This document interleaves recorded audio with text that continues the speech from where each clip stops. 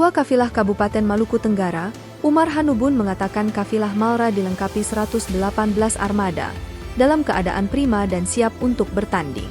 Menurutnya, waktu pelaksanaan MTQ ke-30 ini dilaksanakan sesuai jadwal LPTQ Provinsi Maluku. Pembukaan dimulai hari Sabtu tanggal 22 Juni 2024 dan penutupan hari Kamis tanggal 27 Juni 2024 di Kota Ambon. Dijelaskan, penyelenggaraan MTQ ke-30 ini memperlombakan 6 cabang yang telah diwakilkan oleh peserta-peserta terbaik.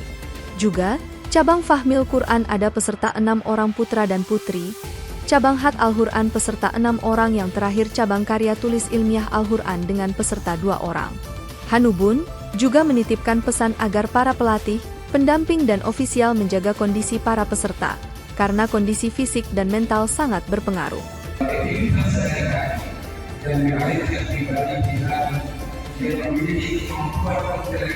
Download Tribun X sekarang, menghadirkan lokal menjadi Indonesia.